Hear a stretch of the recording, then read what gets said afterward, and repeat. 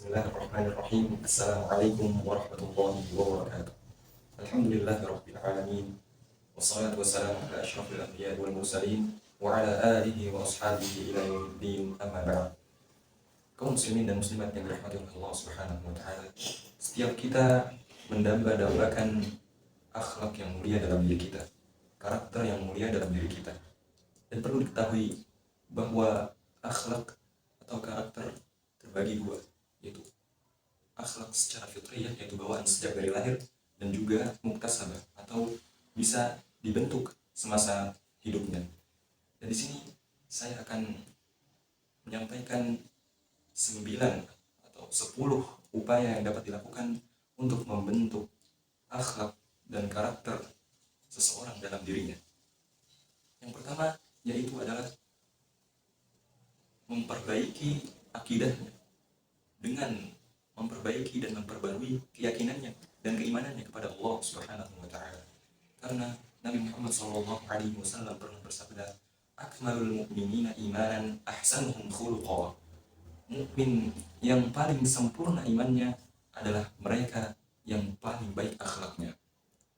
Kemudian upaya yang kedua yaitu ad-du'a, berdoa kepada Allah Subhanahu wa taala, meminta agar Allah Subhanahu wa taala memberikan kepada kita akhlak dan karakter yang baik dalam diri kita. Dan di antara doa yang diajarkan oleh Nabi Muhammad SAW, yang pertama, Allahumma hdini li ahsanil akhlaq, la yahdi li ahsaniha illa ant, wasrif anni sayyi'al akhlaq, la yasrif anni sayyi'aha illa ant. Kemudian doa yang dicontohkan oleh Nabi SAW yang kedua adalah Allahumma ati nafsi taqwaha wa zakkiha anta khairu man zakkaha anta waliyuha wa maulaha. Doa yang ketiga yang dicontohkan oleh Nabi Muhammad SAW yaitu Allahumma hassanta khalqi fahassin khuluqi. Kemudian upaya yang ketiga yang dapat dilakukan oleh seorang muslim dalam membentuk karakter dan akhlak dalam dirinya yaitu adabul ibadat, dengan mengerjakan ibadah kepada Allah Subhanahu wa taala. Contohnya adalah salat. Allah Subhanahu wa taala berfirman, "Wa aqimis salata, innas salata tanha 'anil fahsya'i wal munkar."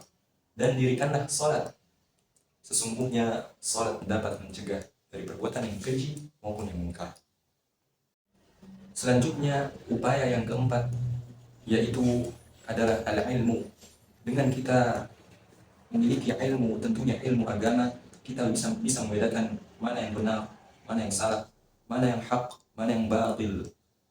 Dan juga Allah Subhanahu wa taala berfirman, "Innama yakhsyallaha min ibadihi al-ulama." Sesungguhnya yang hanya takut kepada Allah Subhanahu wa taala di antara hamba-hambanya adalah mereka para ulama. Dan yang kelima yaitu adalah dengan melakukan olahraga, juga melakukan hal-hal positif dan bersungguh-sungguh dalam melakukannya. Di antara contoh olahraga yang paling mudah yaitu jogging, futsal, dan lain halnya. Dan juga melakukan hal-hal positif yang bermanfaat dan bersungguh-sungguh dalam melakukannya. Contohnya, seseorang yang memiliki sifat pelit dalam dirinya, kemudian dia ingin merubahnya dan menghilangkan sifat pelit tersebut dari dirinya. Dia berusaha untuk menyisihkan sedikit hartanya setiap harinya kepada orang yang lebih membutuhkannya.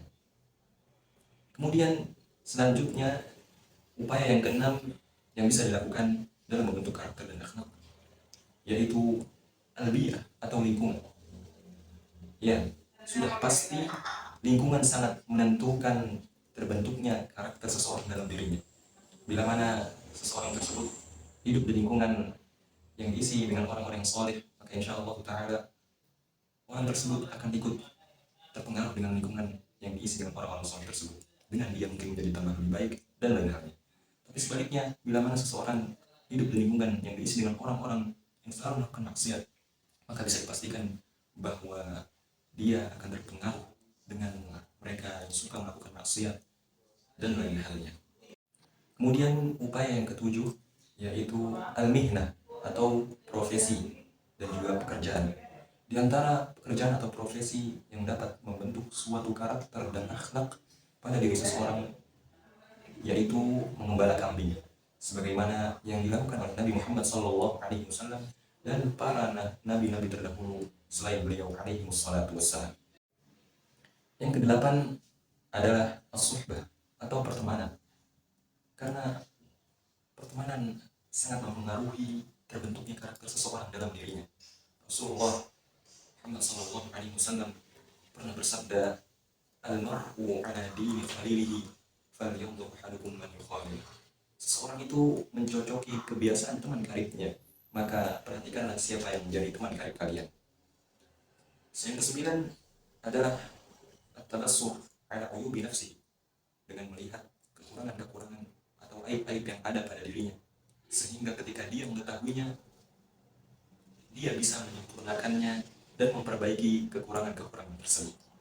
Al-Imam Ibnu Qudamah Al-Maqdisi rahmatullah ta'ala pernah membeberkan cara untuk memperbaiki aib-aib yang ada dalam diri kita. Yang pertama adalah dengan kita meminta bantuan seorang syekh atau guru untuk memperhatikan aib-aib yang ada dalam diri kita, dan kemudian meminta kepadanya agar diberikan solusi dalam mengatasi aib-aib dan kekurangan-kekurangan yang ada pada diri kita. Cara yang kedua yaitu dengan kita meminta teman dekat kita agar selalu memperhatikan kita bila mana kita melakukan suatu hal yang buruk atau yang dibenci oleh orang lain, maka dia bisa mengingatkan kita agar kita tidak melakukannya, dan seterusnya. Cara yang ketiga yaitu adalah dengan mengetahui ucapan-ucapan dari musuh kita, dari orang-orang yang membenci kita. Ketika mereka mengatakan sesuatu yang buruk tentang kita, maka kita bisa memperbaiki kekurangan yang dilontarkan oleh mereka. Yang keempat yaitu dengan kita berbaur dengan masyarakat. Bila mana ada suatu perbuatan yang dibenci oleh suatu masyarakat tertentu, maka kita bisa menjauhi dan menghindari perbuatan tersebut.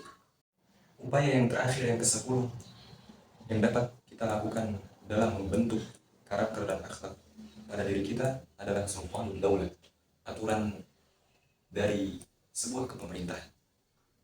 Kaum muslimin dan muslimat yang dirahmati oleh Allah Subhanahu wa taala, tidak semua dari kita memiliki iman yang kuat.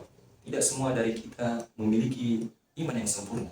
Ada beberapa dari kita yang memiliki iman yang kurang kuat atau yang lemah. Bila mana dia melakukan maksiat dan kemudian diingatkan dengan ayat Al-Quran, dengan hadis Nabi Muhammad SAW, dia tidak langsung bergerak hatinya, tidak langsung bergetar hatinya untuk meninggalkan maksiat tersebut. Akan tetapi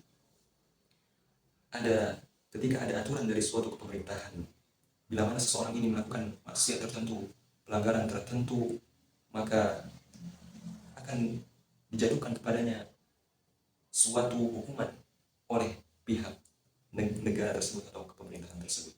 Mungkin ini 10 upaya yang dapat kita lakukan dalam membentuk karakter dan akhlak pada diri kita masing-masing. Semoga Allah Subhanahu wa taala memberikan kita semua akhlak yang baik, karakter yang baik dalam diri kita. Hadza wa sallallahu ala nabiyyina Muhammad wa ala alihi wal ashabihi wasallam. Assalamualaikum warahmatullahi